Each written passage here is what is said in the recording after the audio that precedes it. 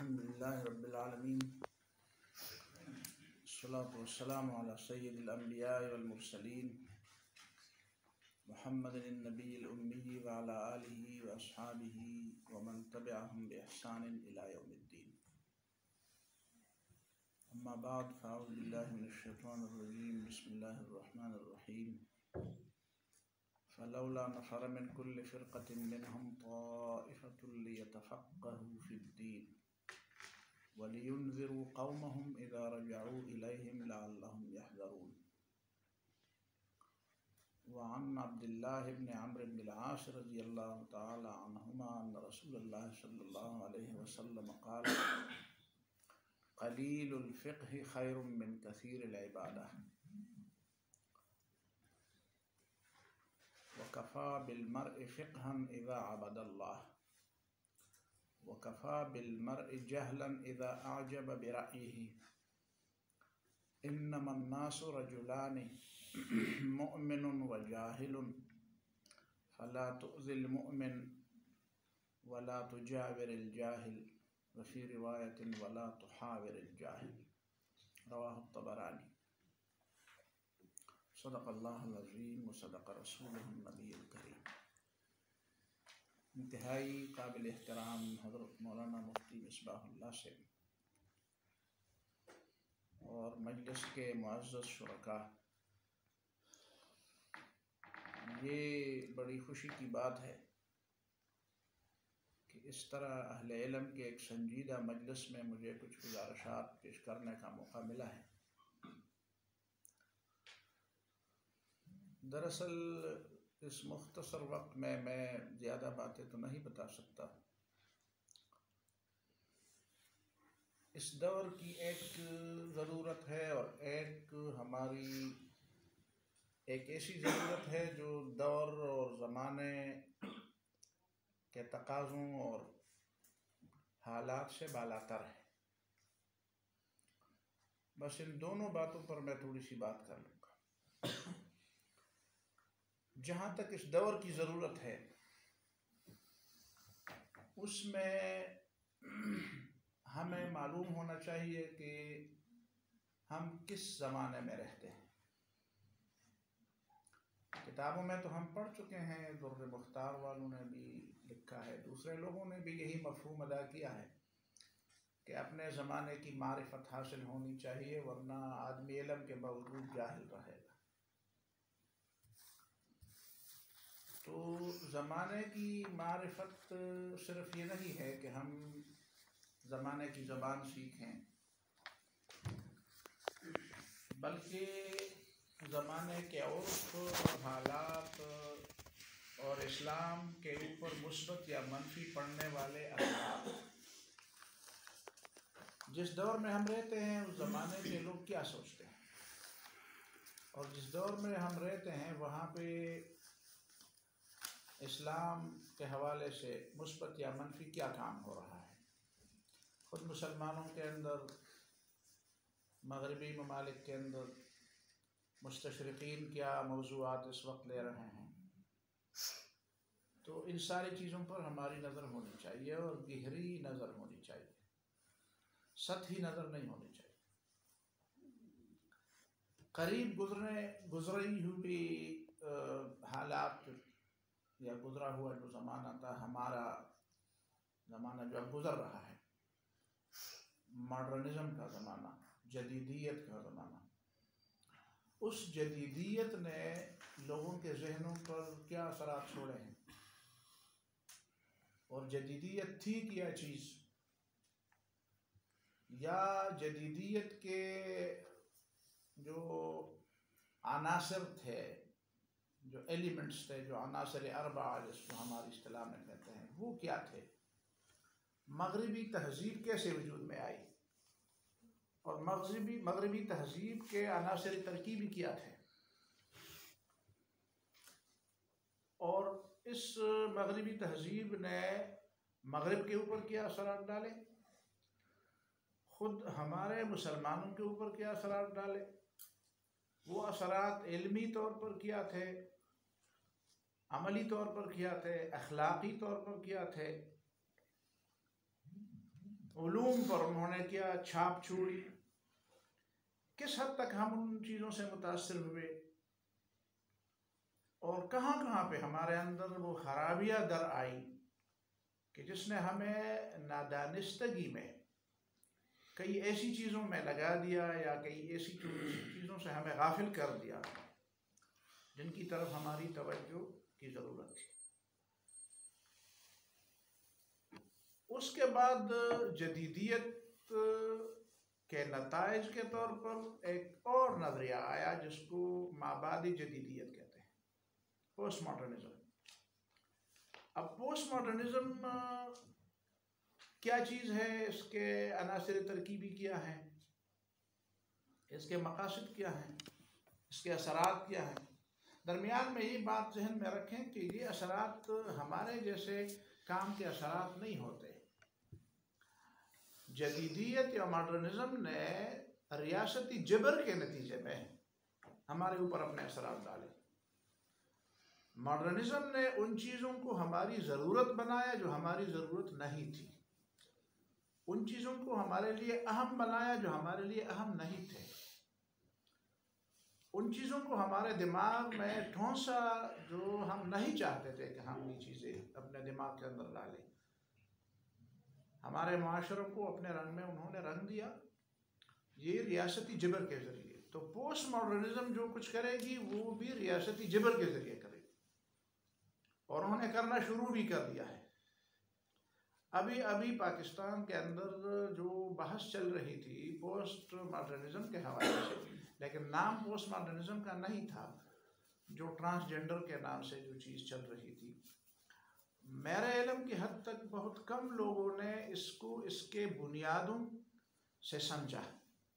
बज़ाहिर लोग ये समझते थे कि ये चूँकि ये जो खुनसा मुश्किल लोग हैं जिनको हम तीसरी जिन्स कहते हैं या जो भी कहते हैं उनके बारे में है। और कुछ लोगों को इस पर बड़ा गुस्सा भी आया कि जब एक नौ या एक सिंफ इस तरह है और अल्लाह ताला ने उसको पैदा किया है और उसके हुकूक की बात हो रही है तो आखिर मुसलमान को गुस्सा क्यों आ रहा है, हालांकि बात ऐसी नहीं थी। ये पोस्ट मॉडर्निज़म के जो दरख्त है उसके कड़वे कसीले फल थे।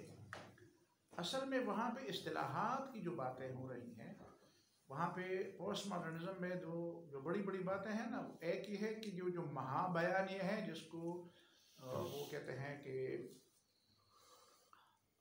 मेगा नैरेटिव, वो जिस तरह हमारे यहाँ जो लोग पश्तून हैं ना उनको पता है कि कुछ हमारे पश्तों के शायर इस तरह की बातें करते थे उलमा के ख़िलाफ़, उस मुल्ला के उन्वान से कहते हैं स्ता पखे पखे खबरी पमा बांधे बद लगी स्ता पखे पखे खबरी, तुम्हारी ये पक्की पक्की और गहरी गहरी बातें मुझे बड़ी बुरी लगते हैं। ये क्या चीज़ थी? ये वही चीज़ थी कि जो आप एक बात की तशरीह में जाते हैं, फिर उसके मुख्तलिफ पहलुओं को ज़ेर बहस लाते हैं, फिर बड़ी गहराई में जाते हैं, फिर फ़लसफ़े में जाते हैं, फिर मुख्तलिफ़ किस्म की दलाइल आप ढूंढ कर लाते हैं और एक दलाइल का एक अम्बा। छोड़े इन चीज़ों को, ये बड़ी लंबी गहरी और पक्की पक्की किस्म की बातें, मुझे सादा सी बात बताओ, बस सादा सी बात बताओ। तो उसको गाली के तौर पर वो लोग कहते हैं ये मेगा नैरेटिव है, ये महाबयानिया है, ये अखलाकियात की बातें, ये अकायद की बातें, ये सकाफ़तों की बातें, ये तहज़ीबों की बातें, ये रिवायात की बातें, ये वालिदैन क्या कहते हैं, ख़ानदान क्या कहता है, ये हमारी सकाफ़त क्या है। छोड़े इन चीज़ों को, ये महाबयानिया है। एक नया महाबयानिया तैयार होना चाहिए और जो पुराने बयानी है ना उनको देश निकाला देना चाहिए।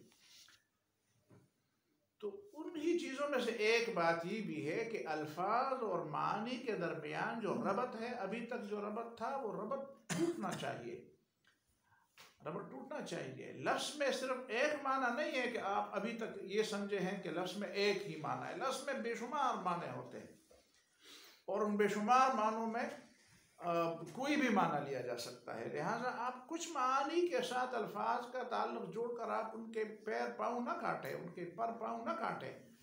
ये काटना ठीक नहीं है। इसका मतलब ये है कि कोई लफ्ज़ जिसका आप कोई मतलब लेते हैं, कोई दूसरा उसका अलग मतलब भी ले सकता है।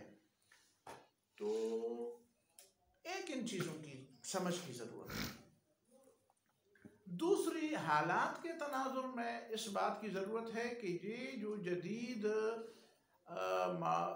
जदीदियत का जो दौर था उसमें तो इस्लाम के ऊपर एतराज़ात किए गए और इस्लाम को कठहरे में खड़ा किया गया, और जो मुसलमान होते थे उनसे ऐसे सवालात गोया कि पूरी दुनिया के तमाम गमों का वाहिद ज़िम्मेदार जो है वो सिर्फ इस्लाम है। पूरी दुनिया की सारी बदअमनी का ज़िम्मेदार भी इस्लाम है। पूरी दुनिया में सारी जो मईशत के मसाइल है उसका ज़िम्मेदार भी इस्लाम है। और पूरी दुनिया के अंदर जितनी भी जंगें हुई हैं और जितनी भी लोगों की मुसीबतें इनके पे आई हैं, इन सारे के सारे का तो जो है वो इस्लाम इसका ज़िम्मेदार है। लेकिन अब इससे बात बहुत आगे बढ़ चुकी है। लोगों ने बाकायदा मदरसों में घुसकर मदरसे वालों को और उन मदरसे के वसाइल को इस्लाम के मुकाबले के लिए इस्तेमाल करना शुरू कर दिया है। बिल्कुल अमलन इस बात पे काम हो चुका है और हो रहा है और बड़े धड़ल्ले से हो रहा है और बहुत कामयाबी के साथ चल रहा है। मदरसों के अंदर ऐसे लोग घुस गए हैं मदरसों के नाम से, अहले इल्म के नाम से, और आप हैरान हो जाएंगे कि मदरसा डिस्कोर्स के नाम से इतने लोगों को काम पे लगाया गया है कि आप जब इनकी के बारे में सोचें कि कितने कितने बड़े बज़ाहिर शेखुल हदीस और बड़े बड़े मुफ्ती और बड़े बड़े मदरसों के करते दर थे, वो इस्लाम वो ठीक है, तालिब इल्म के सामने वो बुखारी भी पढ़ाते हैं, शेखुल हदीस का नाम भी लेते हैं, वो कुरान भी पढ़ाता है आवाम को जुमे के दिन वो, लेकिन उनको आप टटोले, उनको देखें, उनसे उनके साथ बैठे तो कहते हैं कि आपका पूरा का पूरा निज़ाम बिल्कुल खाली ज़ीरो है, कुछ भी नहीं है आपके निज़ाम के अंदर। फिर वो मुसलमानों के तुरास इल्मी से वो शाज़ किताबें, वो शाज़ अक़वाल, वो मुसन्निफ़ीन के इनफरादी आरा जिसको तफर्रुदात कहते हैं, वो तफर्रुदात जमा कर के वो आपके सामने रखते हैं कि देखो आपके इमामुल हरमैन ने तो ये कहा, आपके अब्दुल वहाब शारानी ने तो ये कहा, आपके इब्न अरबी ने तो ये कहा। तो जिन किताबों के नामों से भी हमारे अक्सर लोग वाकिफ़ नहीं होते, जब उनको कहा जाता है कि देखो ये चीज़ें हैं तुम्हारी किताब के अंदर, अगर तुम्हें अब भी ये कहा जाए कि तुम्हारे एक बहुत बड़े अजीम शख्सियत की किताब में ये तक लिखा हुआ है कि अगर दुनिया नबी सल्लल्लाहु अलैहि वसल्लम के बाद 1000 साल तक जिंदा रही तो इसका मतलब ये होगा कि 1000 साल के बाद अहकाम उठ जाएंगे और कोई हराम व हलाल की बात जो है वो काबिल एतमाद नहीं रहेगी, और फिर लोगों की मर्जी जब वो खुदा को माने तो ये भी उनके लिए काफ़ी होगा। और ये बातें आपके सामने रखी जाएंगी तो आप ये कहेंगे कि भाई जब मौलमा ये बात कहते हैं तो मैं क्यों खामखा अपने सर को फोड़ूं, मैं क्यों अपने आप को मुसीबतों के लिए पेश कर दूं। जब आपको ये कहा जाएगा कि आपके फलान किताब में और आपके फलान मुसन्निफ ने यहाँ तक लिखा है कि जो कुछ आपको नज़र आ रहा है मुमकिन है जो हक़ाइक़ हैं वो उसके बिल्कुल अपोजिट हों, इसके मुखालिफ हों। अब्दुल वहाब शारानी की कई चीज़ें आपको अत-तबक़ातुल कुबरा से पेश करके सामने रखी जाएँ तो कि जो कुछ हो रहा था वो तो बज़ाहिर नाअक़ल मानती थी वो और ना शरीयत उसको मानती थी, लेकिन लोगों ने उस वक्त कहा कि नहीं जो आपको नज़र आ रहा है ये नहीं है। तो यही तो बात है, आज पोस्ट मॉडर्निज्म यही बातें कर और इन चीज़ों पर उन्होंने उलमा को कायल किया हुआ है। फिर आपकी पूरी इस्लामी जो तारीख़ है और वो मुल्कियत की उसमें भी चीज़ें हैं। देखें, जब आप बुरा न माने जब मैं बात ये कहता हूँ कि इन लोगों ने पहले दीनी उलूम से मौलाना मौदूदी को निकाल दिया और मौलाना मौदूदी की किताबें जो इनको इसी मर्ज़ के इलाज के तौर पर मौलाना ने लिखी थी, उन्होंने उसको कहू तवज्जो नहीं दी। अब लोगों को पता चला कि इन लोगों को तो उन चीज़ों का पता है ही नहीं, पहले उनको इसी काम में लगा दिया कि बस मदरसे की चार दीवारी के अंदर जो कुछ है बस हमारे लिए यही काफ़ी है, बाहर की चीज़ों की हमें ज़रूरत नहीं है। तो फिर उनको ज़ाहिर है पता चला कि अब जो बीमारी इनके यहाँ दर आई है इस बीमारी का, फिर जब वो बताया कि आपको तो इस बीमारी में बीमार हैं तो फिर कहते हैं जी आप डॉक्टर हैं, आप मुआलिज हैं, फिर आप ही हमारा इलाज कर दें। तो फिर वहीं पे इस अंदाज से बैठते हैं कि वो उनका इलाज करते हैं। तो ये मैंने इख्तिसार के साथ ये बता दिया कि जिस दौर के अंदर हम रहते हैं उस दौर का हमें इल्म होना चाहिए कि इस वक्त जदीदियत की एक नई शक्ल आबाद जदीदियत, वो कौन कौन से शोबों में क्या क्या उनके नज़रियात क्या हैं, सोच क्या है। और दूसरी बात यह है कि वो सिर्फ ये नहीं है कि वो किसी यूनिवर्सिटी में बोल रहे हैं, किसी आपके इस्लामी नज़रियाती कौंसिल में उनकी बाकायदा मीटिंग हुई। इस्लामी नज़रियाती कौंसिल आपका आईनी इदारा है, ठीक है, वहीं पे उन्होंने बाकायदा जाकर वहीं पे उन्होंने लोगों को बुलाया और वही बात है डॉक्टर महान, प्रोफेसर महान मिर्ज़ा ने और प्रोफेसर क्या कहते हैं इब्राहिम मूसा और दूसरे लोगों ने वही चीज़ें और वही बातें इस्लामी नज़रियाती कौंसिल के स्टेज पर दोहराई। आपके बड़े बड़े लिखारी, बड़े बड़े उलमा जिनको बड़े बड़े नाम दिए जाते हैं, वो उनकी ज़बान बोलने लगे। इसका मतलब यह है कि दरवाजे पर दस्तक तो बहुत पहले हो चुकी है। वो घर के अंदर आपके बेडरूम और आपके दिमाग के अंदर आपकी आंखों के सामने वो सारी चीज़ें वो आ चुकी हैं। तो इसका थोड़ा सा एहसास करना पड़ेगा और इसके लिए कोई इज्तिमाई हल और इसका कोई मदावा करना पड़ेगा। ये हालात की बात। दूसरी चीज़ मैं आपके सामने जो रखना चाहता हूँ वो जो हालात से मामरा है और जो हर किस्म के ज़माने और हर किस्म के हालात के हवाले से उससे बालातर होकर वो हमारी बुनियादी ज़रूरत है, वो फ़िक़्ह के हवाले से है। आपको ये बात बताने की ज़रूरत नहीं है कि कुरान और सुन्नत में फ़िक़्ह किन किन मानों में आया है और फ़िक़्ह की कितनी ज़रूरत है। ये जो आयत मैंने आपके सामने रखी है, ये आयत हमें फ़िक़्ह का एक वसी तसव्वुर दे रही है कि फ़लौला नफ़र मिन कुल्लि फ़िरक़तिन मिनहुम ताइफ़तुन लियतफ़क़्क़हू फ़िद्दीन। एक तो नफ्स फ़िक़्ह नहीं तफ़क़्क़ुह है, और फ़िक़्ह फ़िल फ़ुरूअ नहीं, फ़िल अहकामिल अमलिय्यत शरइय्या अमलिया नहीं, फ़िद्दीन। मुसीबत ये है हमारे यहाँ कि हमारे यहाँ तफ़क़्क़ुह फ़िल फ़ुरू की तो बड़ी वो है, उसका बड़ा चर्चा है, लेकिन तफ़क़्क़ुह फ़िद्दीन जो है आयत हम तफ़क़्क़ुह फ़िद्दीन वाली पढ़ते हैं, लेकिन उसके बाद हम फिल फ़ुरू जो है वो गुम हो जाते हैं उसके अंदर। हमारी पूरी फ़िक़्ह की तारीख़ देखें, उसमें आपको ये चीज़ें भी नज़र आ जाएंगी कि किसी फ़िक़ही मसले का ताल्लुक़ कुरान और हदीस से जोड़ना ये कितने फ़ुक़हा का वतीरा और तरीक़ा रहा है, क़दीम फ़ुक़हा के बाद मुताख़िरीन फ़ुक़हा के। हाँ, तो ये चीज़ फिर आपको, और फिर ये भी कि लियतफ़क़्क़हू फ़िद्दीन, तो दीन क्या चीज़ है हकीकत में, और फिर उसके बाद फिर हमें करना क्या है।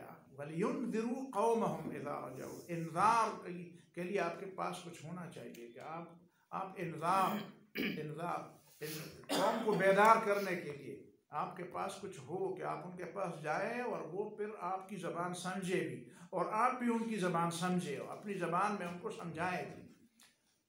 तो ये वो बुनियादी बात है जो मैं करने वाला था कि तफ़क़्क़ुह। देखिए, किसी ज़माने में ये बातें होती थी और मैं चाहता हूँ कि हम फिर उस ज़माने के लिहाज से, यानी जब आपको इल्म है कि ये इब्न जरीर तबरी रहमहुल्लाह जो मुफस्सिर है जामिउल बयान मिन तावील आयल कुरान, इसके ऊपर वो जो बड़ा वो था, इनके जो हम्बली मसलक के लोग थे, इनके बड़े मुखालिफ हो गए थे और इतने मुखालिफ हो गए थे कि उस बेचारे को इसका जनाजा जो है वो घर के अंदर पड़ा गया और घर के अंदर ही इसको दफन किया गया। इसकी बुनियादी वजह क्या थी?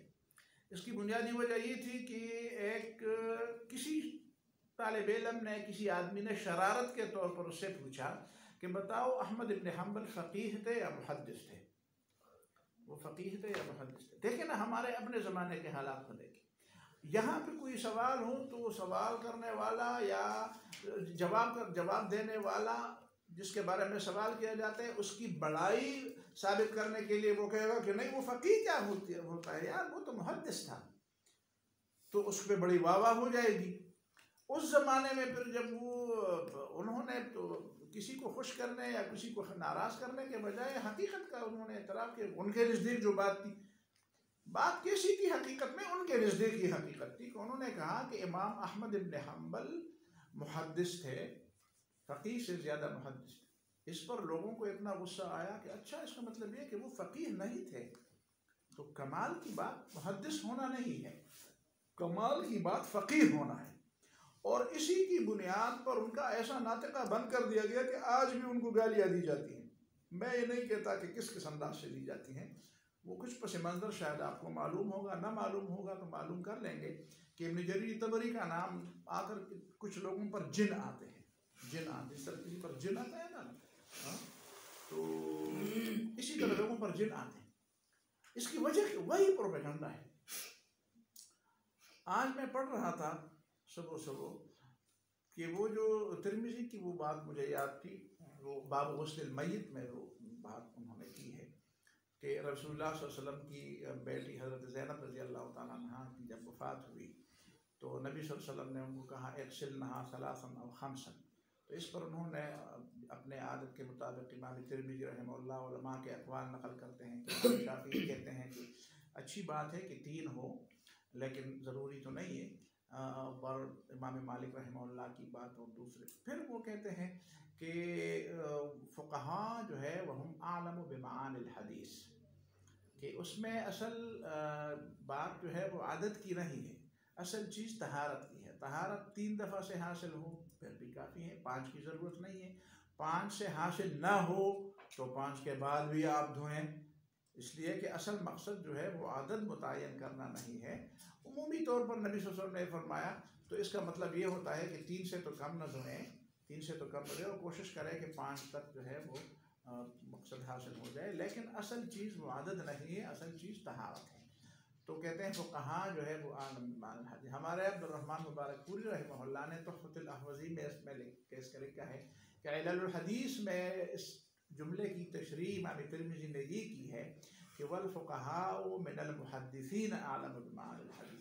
लेकिन इससे ये फ़र्क नहीं पड़ता कि आप ये कहें कि ये सिर्फ उनकी बात है, जबकि कोई मुहद्दिस हो और वो फ़क़ीह न हो, ये खुद वो मानते हैं। इसी जुमले से ये बात निकलती है कि फ़ुक़हा मिनल मुहद्दिसीन जो है वो आलम बिमा, वो ये मुहद्दिस हो, ये इस बात की दलील नहीं है कि वो फ़क़ीह भी। फिर भी बात वही की वही रही जो आप इसको रद्द करना चाहते थे। मेरी बात आप समझ गए होंगे। असल मसला ये है कि हमें तफ़क़्क़ुह फ़िद्दीन।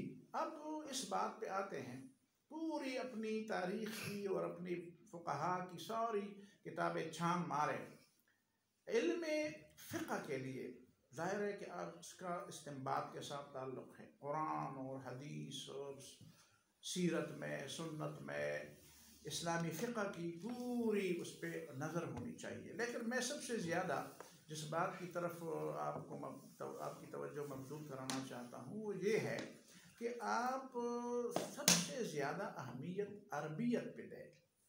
आप जब तक देखें ना, कुछ लोगों ने लिखा है, अब भी लिख रहे हैं, कहते हैं अजम कौन होते हैं कि वो फ़िक़्ह में बात कर ले और या इल्म की बात कर ले, इसके लिए तो अरबियत शर्त है। हमारा बयान कर सकते हैं, आप नहीं कर सकते हैं। एक लिहाज से ये बात ठीक भी है कि जब हमें अरबी के बारे में मालूम ना हो, अरबियत के बारे में, और मुझे माफ़ कीजिए मैं जब बताऊं लोगों को कि हम अदब अरबी किस चीज़ को कहते हैं, हमने अदब अरबी तो उसके असल माखज़ से समझा नहीं है। वो इब्न खल्दून वाली बात मैं हर जगह कहता हूँ कि इमाम इब्न खल्दून जो है वो कहा करता था कि मैंने अपने उस्तादों से सुना है कि अदब अरबी के 4 अरकान हैं। जब तक किसी ने वो 4 किताबें ना पढ़ी हों उसके बारे में ये नहीं कहा जा सकता कि ये अदब अरबी का माहिर है।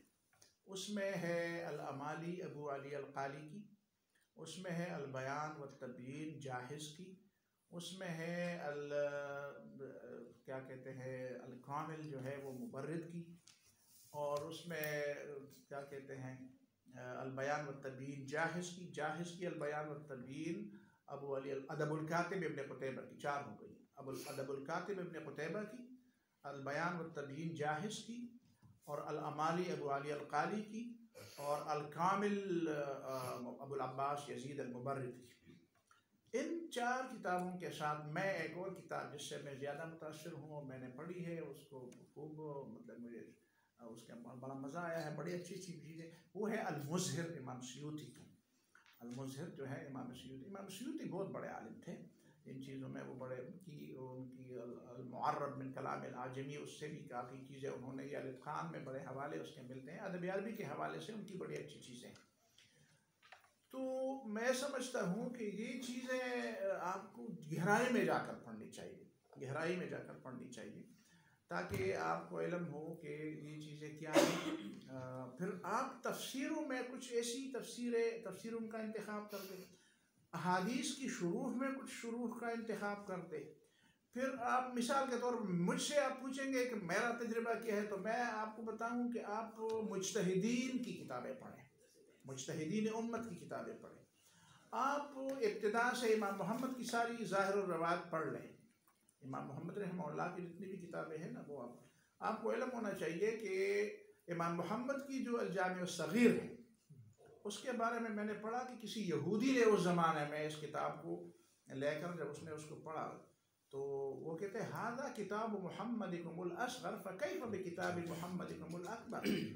तो एक यहूदी आलिम उससे इतना मुतासर होता है और फिर वो ईमान लाता है, लेकिन हमारे यहाँ इस बात का बहुत कम वो है कि हम इन चीज़ों को वाकई गहराई में जाकर पढ़ भी लें।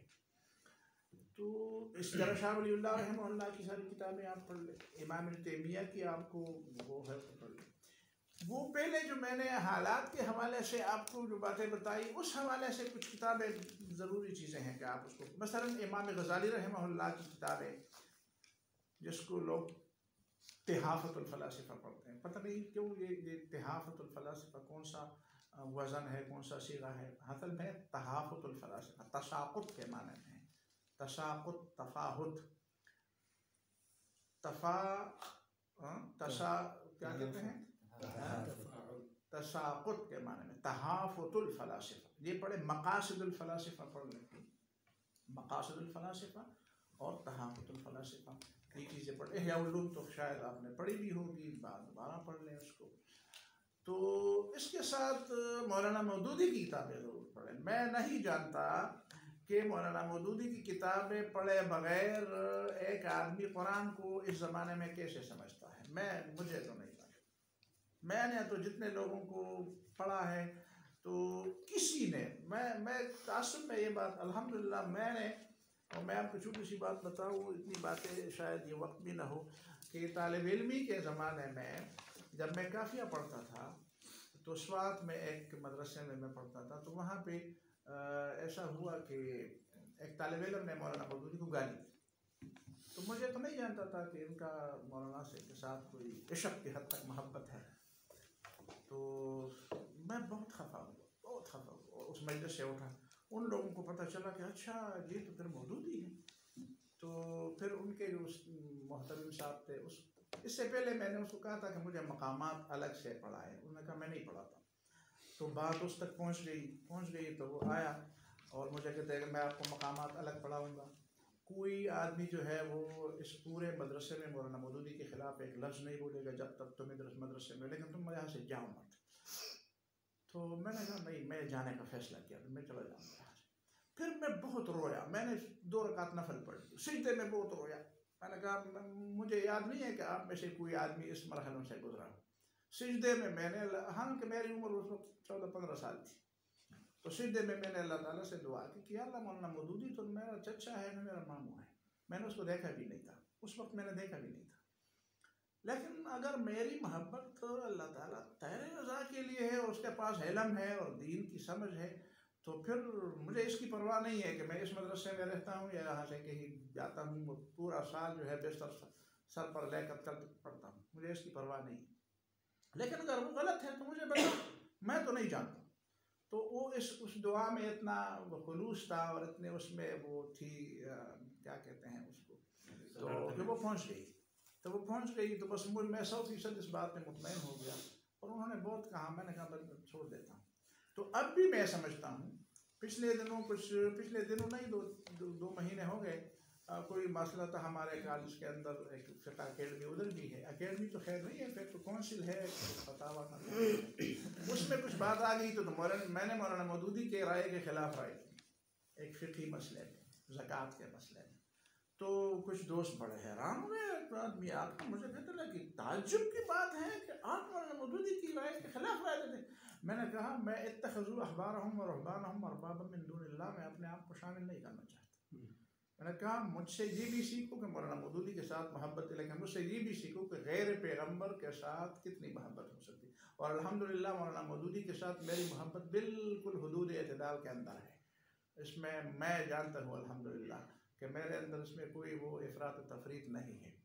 तो लोगों ने अपने आप के ऊपर दरवाजे बंद कर दिए। हालांकि ये किताबें जो हैं, ये जो तजदीद व इह्याउद्दीन किताब है, ये जो मौलाना मौदूदी की किताब कुरान की 4 बुनियादी इस्तिलाहें हैं, ये गोया कि मौलाना मौदूदी की सारी किताबों के मतन है, मतन। अगर मैं ये कह दूं कि तफसीरुल कुरान में की जो तफसीर मौलाना ने की है, इन 2 किताबों की ये 2 किताबें तफसीरुल कुरान का मतन है। और फिर उन्होंने जो दूसरी किताबों में जो कुछ लिखा है, ये जो छोटा पिछले 1 महीने से ज़्यादा हो गया, हम मकान मुंतकिल कर दी तो मेरे साथ वाली उसमें जो अलमारी है उसमें छोटे छोटे रिसाले पड़े थे, सलामती का रास्ता और दीन हक जी। तो पता नहीं कब की हमने पढ़ी होगी। आप यकीन जानिए, रात का पता नहीं कितना कौन सा वक्त था, मैंने उस रिसालों को पढ़ा ना, और मेरे दिल में ऐसा जोश पैदा हुआ। मैंने कहा बस अभी सब कुछ रख दूँ और इन घरों के दरवाजे पे दस्तक दे दूँ और एक एक नुस्खा इन घरों के, तो खुदा के लिए इन चीज़ को याद पढ़ लो, तो सही दीन हक को पढ़ लो, ताकि पोस्ट मॉडर्निज्म के बारे में हमारे दोस्त खैर है या नहीं है, मुहतरम तो है हमारे लिए, हिंदुस्तान के सैयद सादतुल्लाह हसनी साहब, और उनकी एक तकरीर मैंने सुनी, कहते हैं मौलाना मौदूदी ने पोस्ट मॉडर्निज्म पर कुछ काम नहीं किया। तो मेरे जी में आया कि काश ये दीन हक रिसाला लोग पढ़ते और उसको समझते। तो फिर बताते कि मौलाना मौदूदी ने, फिर मैंने उसका एक मजमून भी पढ़ लिया, उसमें खुद उन्होंने फिर दीन हक का हवाला भी दिया था। मैंने कहा चलो अच्छा हुआ वो रिसाला उनके हाथ आ गया और उन्होंने पढ़ भी लिया। दीन हक और दूसरा सलामती का, छोटे छोटे मेरे ख्याल में 15-16 सफ़े रिसाले, लेकिन उसको पढ़ने की ज़रूरत है। और पढ़ना ऐसा कि आप यानी आप इस तरह करें ना कि एक इस तरह हम समझते हैं ना उर्दू की किताब है, बस इसी तरह बरक गर्दानी करके उसको पढ़ लो, हाँ बस ये चीज़ें आप नहीं, इस तरह चीज़ नहीं है, वो इसी तरह चीज़ नहीं है। चीज़ें लिखी गई हैं और किन किन चीज़ों का इसमें, तो सलामती का रास्ता, और यानी ये तो मैंने आपको वो चीज़ें बताई कि अगर मौलाना मौदूदी से पूछा जाए तो वो शायद उनको इनका नाम भी याद नहीं होगा कि मैंने इस तरह की तकरीरें भी की थी। लेकिन इसकी इतनी अहमियत है, जो चीज़ मौलाना ने कलम उठाकर खुद अपने हाथ से लिखी है उसकी अहमियत क्या होगी। तो ये सारी चीज़ें, ये चीज़ें आप पढ़ेंगे तो आप कोई वो किसी दूसरी तरफ नहीं ले जा सकता, और हर चीज़ का जवाब जो है वो आपके पास होगा और आपकी समझ में, बल्कि मैं तो समझता हूँ कि आपके इज्तिहादी क़ुव्वत में और इस्तिंबाती क़ुव्वत में, जिस तरह पता नहीं आपने पढ़ी है कि नहीं पढ़ी है वो इब्न रुश्द की किताब जो क्या कहते हैं बिदायतुल मुज्तहिद, कभी पढ़ी है आपने? उसको ज़रूर पढ़ें। बिदायतुल मुज्तहिद हकीकी मानों में बिदायतुल मुज्तहिद है। अगर आप मुज्तहिद बनना चाहते हैं ना, तो बिदायतुल मुज्तहिद को आपने बिल्कुल बड़ी बसीरत के साथ और बड़ी गहराई में जाकर और बड़ी सोच समझ के साथ उसको किताब को आपने पढ़नी है। तो ये चीज़ें हैं। और फिर सैयद कुतुब शहीद की अल-अदालतुल इज्तिमाइया पढ़ें।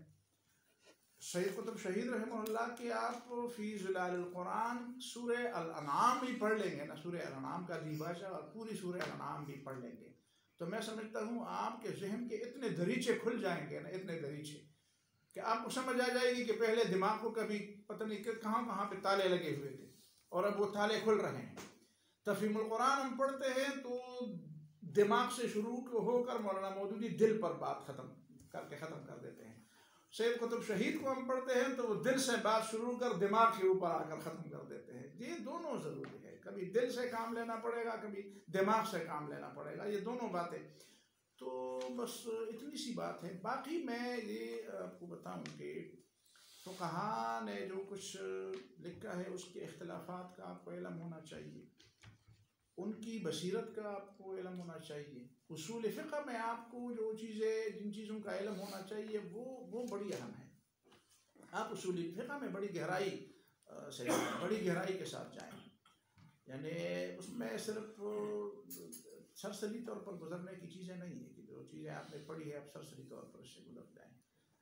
तो मैं समझता हूँ कि सदर शरिया की जो किताब है ना, बुनियादी तौर पर वो उस असल के तौर पर आप ले लें और बाकी किताबें, हत्ता कि इमाम गज़ाली रहमहुल्लाह जिसके बारे में अभी मैंने आपको बता दिया, उसकी जो किताब है अल-मुस्तस्फ़ा उसूल फ़िक़्ह में, वो भी जो यूनानी फ़लसफ़ा से मुतासिर होकर उन्होंने लिखी है।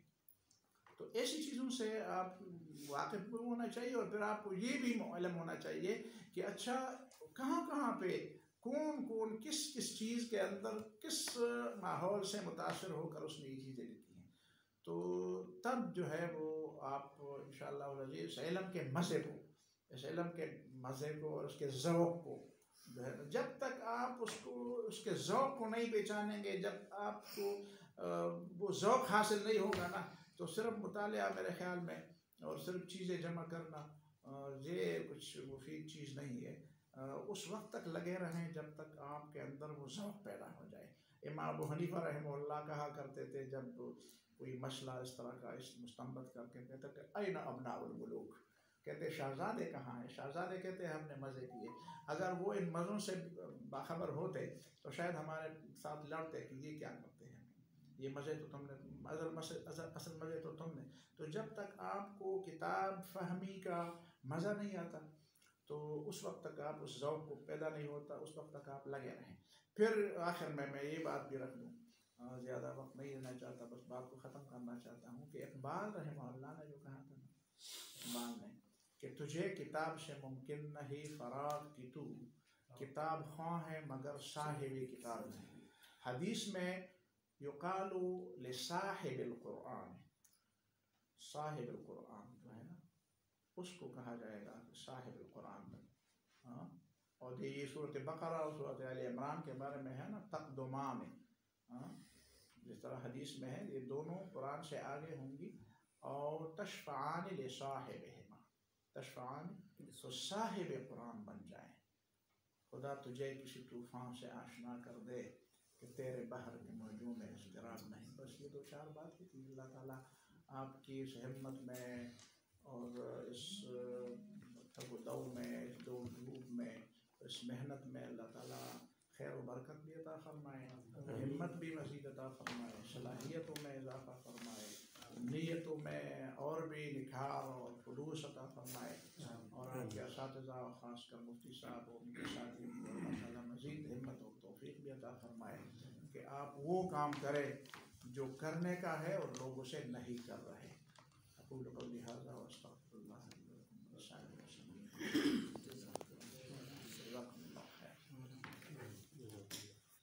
सवालात अगर साथी करना चाहें।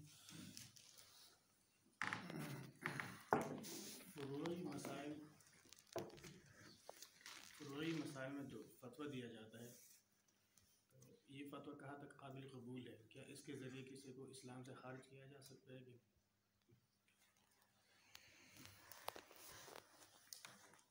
फ़ुरूई मसाइल की बुनियाद पर कैसे इस्लाम से खारिज किया जाता है? अक्सर लोग इस तरह कहते हैं। हाँ, अक्सर मुफ्ती हज़रात इस तरह कहते हैं कि अच्छा समझ। असल में जो लोग इस बात को नहीं समझते कि उसूल इस्लाम क्या चीज़ है और उसूल अहले सुन्नत वल जमात क्या चीज़ है। हमारे यहाँ खल्त मबहस की बीमारी बहुत आम है, खल्त मबहस की बीमारी। हमारे मुहतरम थे, अल्लाह ताला बख्शे उसको, मुझे तो बड़ी मोहब्बत देते थे, लेकिन वो कहते थे काली पगड़ी नबी सल्लल्लाहु अलैहि वसल्लम बांधते थे। जो काली पगड़ी नहीं बांधता तो इसलिए नहीं बांधता कि उसको बुरी लगती है, तो जिसको सुन्नत रसूल बुरी लगती है वो तो काफिर है। तो जो काली पगड़ी नहीं बांधता वो काफिर है। मुफ्ती हमारे में मौलाना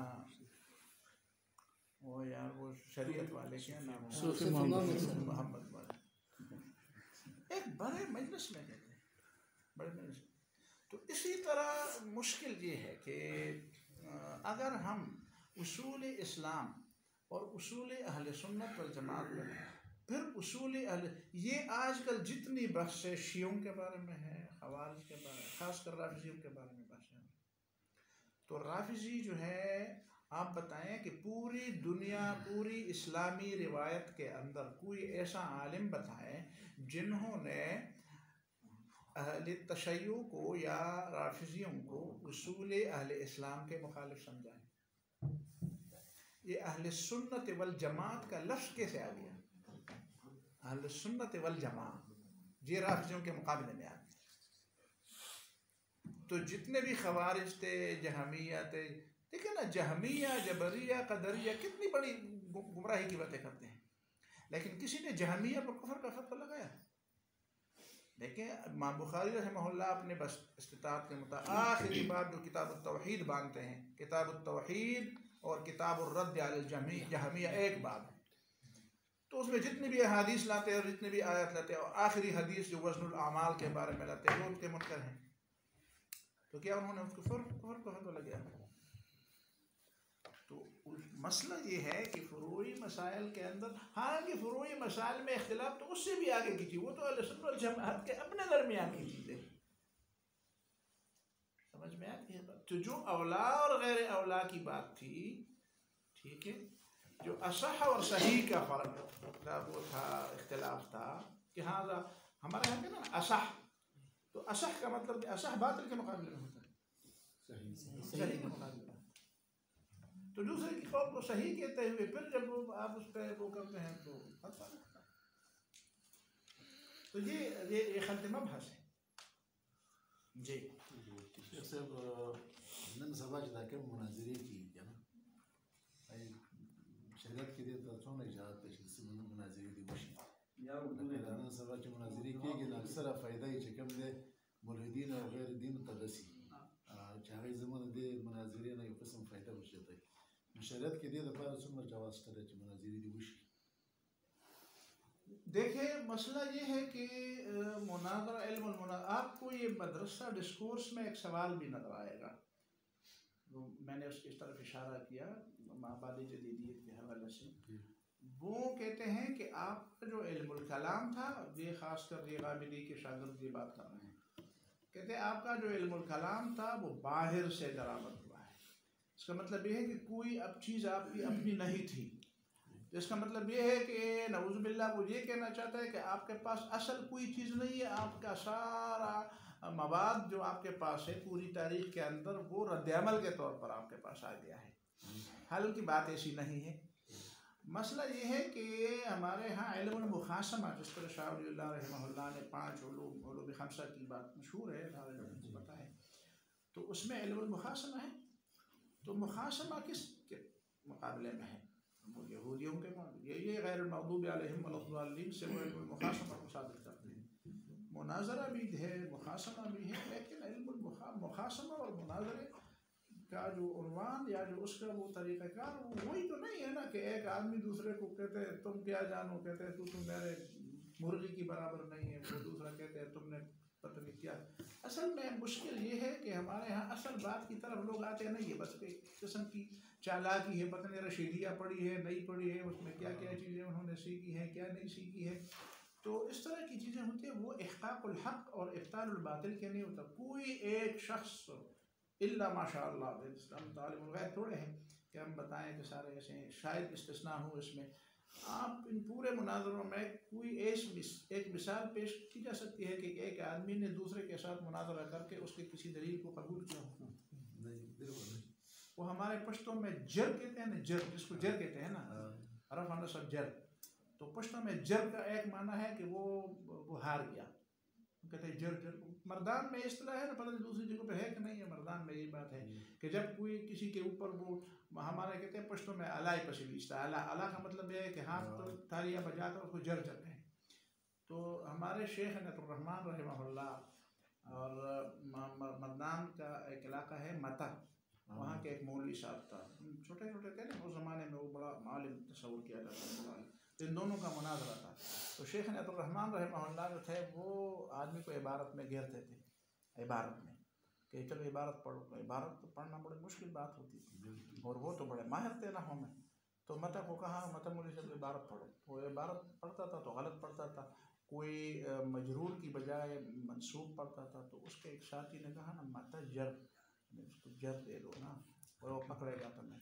तो दूसरे लोगों ने पूछा, तो शेख साहब को इतना वो ख्याल नहीं था कि वो इतनी बात उसके ज़हन में तो थी कि वो उसने उसको फतह दी ना कि मतलब जर पढ़ो, लेकिन शेख साहब को नहीं मालूम, उन्होंने बताया कि मुझे नहीं मालूम था कि ये जर क्या हो रहा है। तो लोगों ने कहा मतलब जर हो गया, मतलब जो है वो हार गया। वो कहते हैं अच्छा मुझे पता चला कि अच्छा जर का ये मतलब है।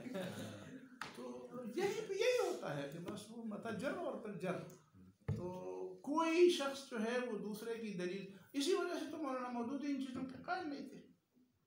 किसी ज़माने में किसी आलिम ने उसको फ़ोन किया या कुछ पैगाम भेजा कि बैठ कर किसी मसले पर बात करता, मौलाना ने कहा ठीक है करते हैं। उस आदमी ने पोस्टर छपवाए, तो पोस्टर छपवाए तो मौलाना मौदूदी किसी ने कहा कि आपने मुनाज़रा का शरीक कबूल कर दिया। कहते कैसे? कहते वहाँ तो पोस्टर छपे हैं कि मौदूदी के साथ मुनाज़रा है और कहीं बात न जाए। तो मौलाना ने उनको कहा, उसको फ़ोन किया, तो मौलाना मैंने सुना है आपने पोस्टर छपवाए हैं कि मेरा और आपका मुनाज़रा। कहते हाँ तुमने हाँ तो कर दिए। कहते अच्छा मैं और आप बहस करेंगे और आवाम जो है वो हमारे वो हार जीत का फैसला करेंगे, ये होगा। फिर अवाम तमाशा देखेंगे कि दो मौलवी आपस में लड़ रहे हैं, वरना फैसला कौन करेगा। तो मौलाना ने कहा बेशक आप दूसरा पोस्टर छपवाया कि मौदूदी भाग गया, लेकिन मैं आवाम के सामने अपने आप को तमाशा नहीं बनाना चाहता। बस आप बताएं कि मैं हार गया। इख्तिलाफ़ राय की बुनियाद पर अलग ग्रुप बनाना, ये यदुल्लाह वल जमा के दायरे से खारिज होता है, इसको क्या होता है? यदुल्लाह वल जमा का जो मफहूम है, अगर वो उससे भी निकल जाए तो फिर तो कहा जाएगा उसमें। लेकिन अल जमा का मतलब अगर ये है कि हमारी भी जमात है और दूसरी मस्जिद में कोई दूसरी जमात है और उधर से चला जाएगा तो फिर तो मुश्किल है। अल जमा क्या है और आया ग्रोह बनाना क्या है, ग्रोह कैसे बनाया गया और अल जमा से वो कैसे निकल गया। जाहिर है कि अगर वो इस तरह हो कि वो अल जमा से निकल जाए, लेकिन अगर वो किसी माहूद जमात से निकल जाए तो इस पर तो इतलाफ नहीं होगा। इनफरादी आरात लोगों की हैं। और ये जो ग्रोह बनाने का हमारे ज़माने में है ना, पुराने ज़माने में भी ये होता था ना, पुराने ज़माने में यही होता था कि एक आदमी अलग हो जाता तो उसके शागिर्द होते थे, उसके मुताल्लिकीन होते थे, तो वो उसके साथ चले जाते थे। उस ज़माने में ये पार्टी सिस्टम और ये पार्टी का जो तस्वुर है, ये तो इनकलाब फ्रांस के बाद आ गया ना। तो हम अब सारी चीज़ें उस पार्टी के हम सब इनकलाब फ्रांस से मुतासर हैं ना। लेकिन अभी पहले मैंने बात की कि हम इस वक्त ये नहीं समझते कि किन किन चीज़ों ने हमारे ऊपर कैसे कैसे असरात डाले। समझ में आती है बात। तो कई चीज़ों से हम मुतासर हैं, हमें इल्म नहीं है कि हम कैसे मुतासर हैं। शेख साहब कुछ उलमा ऐसे हैं कि वो इस्लामी बिनकारी को नहीं मानते, वो कहते हैं कि इसको इस्लामी नाम भी न दे बल्कि इसको आप गैर सूदी बिनकारी कह सकते हैं, और कुछ उलमा ऐसे हैं कि वो इस्लामी बिनकारी के कायल है। तो अगर आप हमें थोड़ा, अगर वो इसको गैर सूदी बिनकारी कहें तो फिर उसको कुफर क्यों कहें। असल बात ऐसी नहीं है। असल बात यह है कि वहाँ पे दोनों तरफ जो है वो कुछ इस तरह की चीज़ें हैं। कराची का मुझे पता है, इनको ज़्यादा पता होगा मुफ्ती साहब को, कि जामिअतुर रशीद और बिनौरी टाउन और दो लोग थे उनके, अल्लाह ताला बख्शे, कुछ उनमें वफात पा गए। असल में उनका, मुझे माफ़ कीजिए अब अजान हो जाए। यहाँ पे दोनों तरफ कुछ कमज़ोरियाँ हैं। मसलन मैं बड़े एहतराम के साथ ये बताऊँ कि हमारे मुफ्ती तकी उस्मानी साहिब, अल्लाह ताला उनकी उम्र दराज फरमाए, उनका एक ख़ास मनहज है, एक ख़ास मेथड है उनका, कि वो हर चीज़ के बारे में कहते हैं कि मैं इसका मुतबादिल आपको दे सकता हूँ। समझ में आ गई बात। तो वहीं पे कुछ पैबंदकारी ज़रूरी हो जाती है, पैबंदकारी और कुछ कांट चांट चीज़ ऐसी हो कि मिसाल के तौर पर आपको कहा जाए कि इस मेज़ से कुर्सी आप नहीं बना सकते। इस्लाम जो है वो मेज़, इस मेज़ का देखें, मगरिब ने ये मेज़ बनाई है, इस्लाम इस मेज़ को, तो वो ये कहते हैं कि मैं तो मेज़ के बजाय इसी चीज़ से मैं कुर्सी बना सकता हूँ। आपके पास मेज़ होगी, मेरे पास कुर्सी होगी। तो ये चीज़ जो है कि कुछ पैबंद है लगा कर, जब मैं बैंक में था तो कुछ चीज़ें मुझे इस तरह की लगी और मैंने उनको बताया कि भाई ये जो शिरक है, मुशारक मुतनाक़िसा, जिसको डिमिनिशिंग मुशारका कहते हैं बैंकिंग में, तो ये मुशारका मुतनाक़िसा की जो इस पे मुझे कोई 7-8 किस्म के तहफ़्फ़ुज़ात हैं। तो उन्होंने मुझे कहा कि आपने मेरी किताब पढ़ ली है। मैंने कहा किताबें तो आपकी पढ़ी हैं। कहते हैं नहीं, वो नई किताब आई है, वो क्या कहते हैं उसको, अल-फ़िक़्ह अल-मुआशरा, क़ज़ाया अल-फ़िक़्हिया, क़ज़ाया फ़िक़्हिया मुआशरा। तो कहते मैं वो किताब आपको भेज दूँगा। तो दूसरे दिन वो किताब आ गई मेरे पास, तो मैंने पढ़ी। तो फिर वो आ गई, वो बार बार आते थे, मेरे ऑडिट करने आते थे, ऑडिटर थे मेरे। तो आ गए तो फिर मैंने फिर वो सवाल दोहराया। तो मैंने वो जगह निकाली उसमें, मैंने कहा किताब पढ़ ली है, लेकिन यहीं से जो आप मतलब ले रहे हैं मेरे ख्याल में इस इबारत का मफ़हूम ये नहीं है, ये है। तो उन्होंने सोच समझ कर मुझे कहा कि आपका मफ़हूम तो दुरुस्त है, और फिर अपनी किताब इसी तरह थोड़ी सी फेंके। तो फिर मैंने कहा मसला कहाँ हुआ? कहते हैं मसला तो आपका जो था वही है, वही की वही है। तो मैंने कहा इसमें थोड़ा सा आगे जाना चाहिए, कुछ इसमें होनी चाहिए चीज़ें। कहते हैं आहिस्ता आहिस्ता हो जाएंगी। वो बिल्कुल इब्तिदाई ज़माना था। मेरा मतलब ये है कि अभी तक हम उसी हालत पे हैं जब 2004-5 में थे। यानी कोई 18-20 साल गुजरने के बाद भी हमने उसमें वो आइडियल सिस्टम अभी तक मुतारफ़ नहीं कराया। इसके बावजूद कि कितने बैंकों में और कितने बैंकों के बोर्ड्स में और कितने बैंकों के पॉलिसी मेकर जो इदारे हैं या जो कौंसल्स है या जो उसमें है लोग। दूसरी तरफ जो कहते हैं तो उनका बयानिया ये नहीं है कि ये गैर सूदी, बल्कि वो कहते हैं ये सूद को हलाल समझते हैं, लिहाजा कुफ्र करते हैं। तो वो भी ज़ाहिर है कि इंतहा पर है। तो दरअसल ज़रूरत इस बात की थी कि एक तो हमारे उस्मानी साहब इस हालत बिल्कुल डट जाएँ कि नहीं, काफ़ी हो गया यार, 15-18 साल हो गए हैं कि हम किसी हालत पे हैं, इससे थोड़ा सा कदम आगे जाना चाहिए बैंकों वालों को। लेकिन बैंक वाले बड़े होशियार होते हैं। यानी आपको मैं बताऊं कि मेरे पास इस बात के सबूत है कि वल्लाहि मैं, और आप में से जो लोग मुझे जानते हैं वो शायद वो उनके लिए ये वल्लाहि मेरी ज़बान से सुनना बड़ा अजीब होगा, मैं कभी कसमें नहीं खाता। लेकिन वो मेरे सामने रोए, बिल्कुल हिचकियाँ लेकर रोए कि खुदा के लिए जी इसको जायज़ कर दे, अल्लाह कर दे, हम मर हो जाएंगे। तो मैं बोला यार पिछले साल भी तुम ये कहते थे, अब भी ये कहता हूँ। तो हम तो इसलिए मैं उनको कहता हूँ फतवों के ज़ोर पर मैं चलो फतवों के ज़ोर पर कुछ काम करते, काम तो लोग करते नहीं फतवों के ज़ोर। अब सूरत हाल अमलन बैंकों के अंदर ये है कि जो लोग इनके नौकर होते हैं ना, इस तरह ऐसे लोग भर्ती करते हैं, बड़ी बड़ी तनख्वाहें दें उनको भर्ती कर दे। तो जो कहते हैं कि जी बैंक खराब बर्बाद हो जाएगा, जी अलाउ कर दो, कहते हैं आ जाओ, मुफ्ती साहब सीधे तस्वीर कर देते हैं अलाउ, कहते मजबूरी है क्या करें।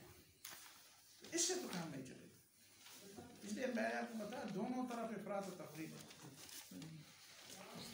ये जो नकद और उधार की बात है ख़रीद फरोख्त में, तो इसमें मौलाना मौदूदी रहमतुल्लाह की राय तो ये है कि दोनों की कीमत एक होनी चाहिए, और उलमाए देवबंद की ये है कि उसमें फ़र्क होना चाहिए। तो इसमें मौलाना मौदूदी की बात से मैं इख्तिलाफ करता हूँ। ये सूद नहीं है, लेकिन सूद का पेशखेमा हो सकता है। मौलाना मौदूदी ने ऐसी बात नहीं की है। मौलाना मौदूदी ने बहुत दूर तक देखा है। मैं इस बात का गवाह हूँ कि मुराबहों में जब भी हम थोड़े से सेकंड के लिए भी गाफिल हो गए ना कि ये आदमी अच्छा आदमी है और इसने ठीक काम किया होगा, तो जब देखा हमने तो उसने सूद किया होगा। यानी एक बात मौलाना मौदूदी की बात को समझने की ज़रूरत है। मौलाना कहा कि नकद और उधार की कीमतों में फ़र्क रखना सूद है। तो जिन लोगों का अमली ज़िंदगी से वास्ता है वो देख लेते हैं कि बिल्कुल वो सूद बनता है। किताबों में मैं ये कहता हूँ कि वो इब्तिदा से यानी हमेशा सूद नहीं होता, लेकिन जब आप उसकी वो निगरानी से गाफिल हो जाते हैं तो जिन लोगों को आप ये इख्तियार दे देते हैं ना, वो बिलाखिर इसका नतीजा सूद ही होता है। वरना हकीकत में उसको कोई सूद नहीं कहता। हकीकत में नकद और उधार की कीमतों में बल्कि मैं तो कहता हूँ कि उस पर कुछ अहादीस और इमाम मोहम्मद के कुछ अक़वाल ये सारा कुछ देकर है। किताबुल आसार जो है इमाम मोहम्मद की, मौलाना गौर रहमान रहमतुल्लाह ने उसके हवाले भी दिए हैं। तो यानी इब्तिदा में वो सूद नहीं है, लेकिन इसका नतीजा सूद है अगर उसके वो शराइत जो है वो उसका लिहाज बरकत है। तो मौलाना मौदूदी ने उसको उस नतीजे के हवाले से देखा। शेख साहब عربو کې یو رواج دی اوس نن سبا عصر حاضر کې دغه شوی دی نکاح المسیار کوي مسیار په نوم باندې نکاح ده که نه دی او متى इस में बदल देखिए निकाह के लिए वो जो शराइत पहले से है वो है। अब मिसियार का इससे क्या मतलब? मिसियार का मतलब ये है कि मैं मुसाफिर हूँ और मैं जा रहा हूँ, तो मुसाफिर हो तो अपने बीवी को कान से पकड़ कर ले जाए,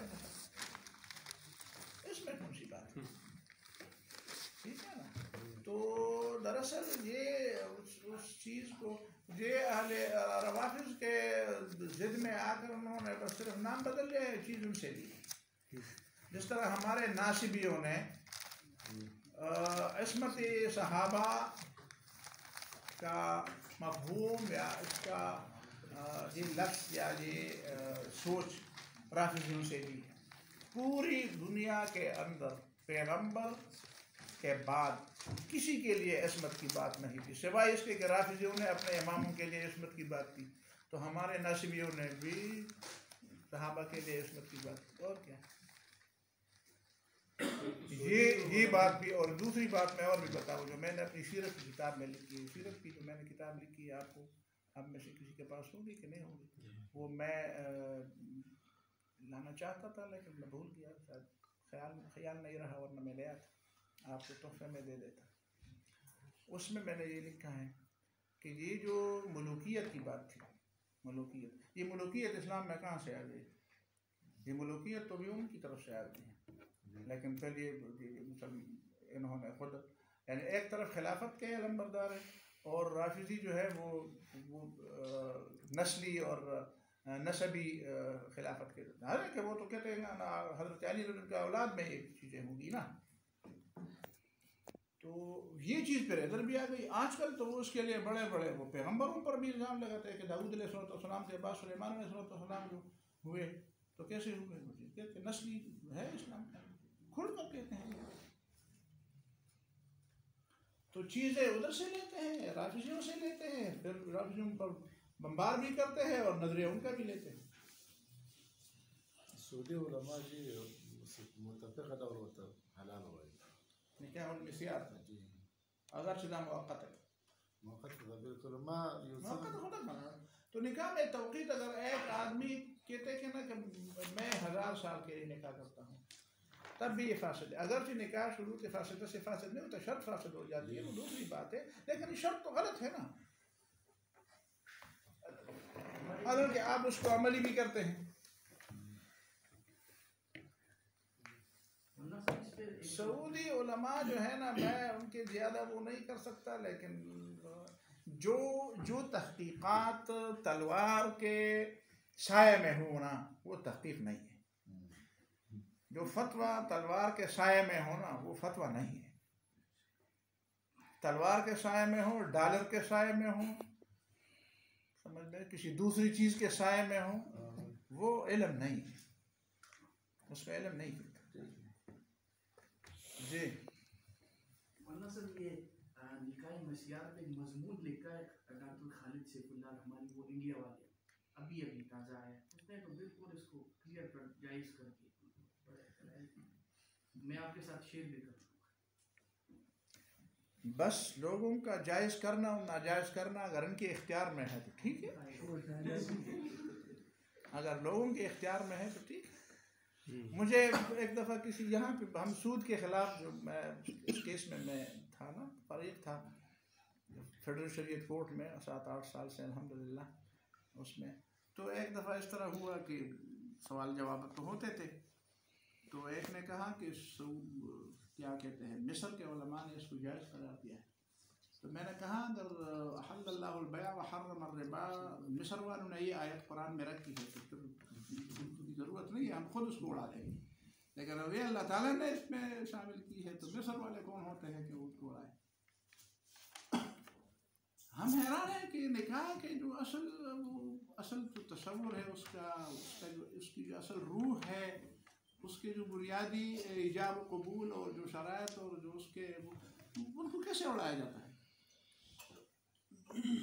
जी जज़ाकुमुल्लाहु अहसनुल जज़ा। बस ये तो ऐसी महफिल और ऐसे मेहमान हैं, जी तो चाहता है कि ये जारी रहे और इल्म के मोती बिखरते रहें।